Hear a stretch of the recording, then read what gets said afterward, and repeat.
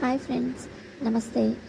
అందరూ మా సాధిక డైట్ ఏం తీసుకుంటుంది, మీరు ఏం డైట్ పాటిస్తున్నారు, ఇంత యాక్టివ్గా ఉంటుంది అని అడుగుతున్నారు.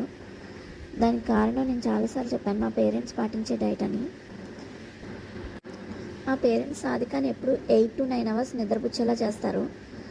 సో దాంతో తను ఎర్లీ మార్నింగ్ చక్కగా 4:30, 5 ఆ టైంకి లేచి స్కేటింగ్కి వెళ్ళి మళ్ళీ వచ్చి లేవగానే తనకి గ్రీన్ టీ ఇస్తారు.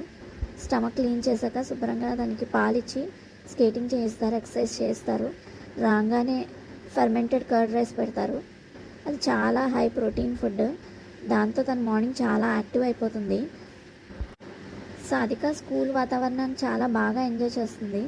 అంతేకాకుండా ఈజీగా ఫ్రెండ్స్తో కోపప్ అయిపోతుంది. తన వర్క్స్ ఈవినింగ్ వచ్చాక కంప్లీట్ చేసుకున్నాక అప్పుడు మళ్ళీ స్కేటింగ్కి వెళ్తుంది. మధ్యలో మా మమ్మీ ప్రిపేర్ చేసే లంచ్ తింటుంది. ఇంకా డ్రై ఫ్రూట్స్ పెడతారు మా పాపకి. ఎక్కువ అవుట్ సైడ్ ఫుడ్ అనేది ఎప్పుడు ఉండదు. ఒకవేళ ఎప్పుడైనా నాన్ వెజ్ పెట్టాల్సి వస్తే అది కూడా ఇంట్లో ప్రిపేర్ చేసి పెడతారు, కానీ ఎక్కువ బయట ఫుడ్ అనేది అస్సలు ప్రిఫర్ చేయరు మా పేరెంట్స్. దానికి ఒకవేళ బయట ఫుడ్ తిన్నా అంత అలా పడదు. సాధిక డైట్లో banana, pumpkin seeds, sunflower seeds ఇవన్నీ ఒమేగా 3 ఫ్యాటీ యాసిడ్స్ కలిగి ఉంటాయని చెప్పి మా పేరెంట్స్ పెడుతూ ఉంటారు.